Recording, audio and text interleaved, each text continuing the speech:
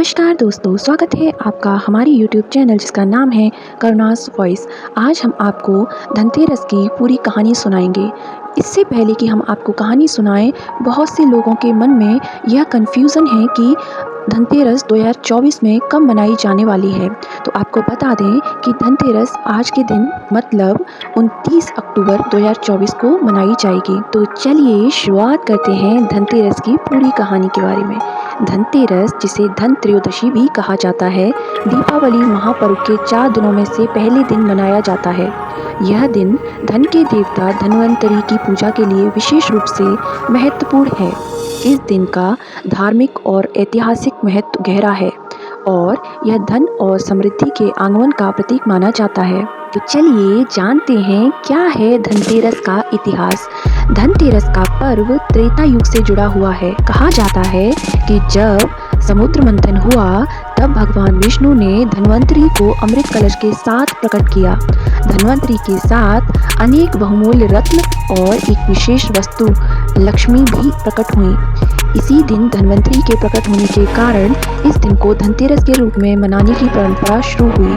इसके अलावा एक अन्य कहानी में वर्णन है कि भगवान धन्वंतरी ने आयुर्वेद का ज्ञान भी प्रदान किया था। इस दिन लोग भगवान धन्वंतरी की पूजा करके स्वस्थ और समृद्धि की कामना करते हैं। चलिए जानते हैं क्या है धनतेरस की पूजा विधि। धनतेरस पर पूजा करने के लिए घर की सफाई की जाती है और देवी लक्ष्मी का स्वागत करने के लिए घर को सजाया जाता है। इस दिन लोग नए बर्तन, सोने चांदी और अन्य कीमती धातुओं की खरीदारी करते हैं जिससे लक्ष्मी देवी का आशीर्वाद प्राप्त हो सके। पूजा के समय लोग विशेष रूप से लक्ष्मी पूजन करते हैं। इस दिन मिट्टी के दीपक जलाने की परंपरा है जो घर में सुख समृद्धि का प्रतीक माना जाता है। घर के प्रत्येक स्थान पर दीपक जलाए जाते हैं ताकि लक्ष्मी माता घर में प्रवेश करें। चलिए समझते हैं क्या है धनतेरस का महत्व।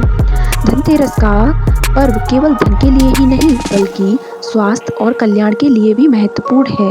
इस दिन बर्तन खरीदने की परंपरा के पीछे यह विश्वास है कि नए बर्तन घर में समृद्धि लाते हैं।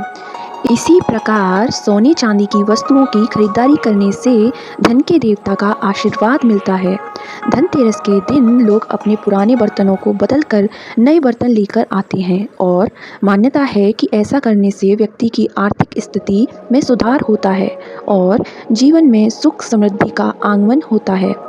धनतेरस के त्योहार का समाज पर प्रभाव। धनतेरस का पर्व समाज में एक उत्सव का माहौल लाता है। लोग एक दूसरे के घर जाकर बधाई देते हैं और मिठाइयों का आदान प्रदान करते हैं।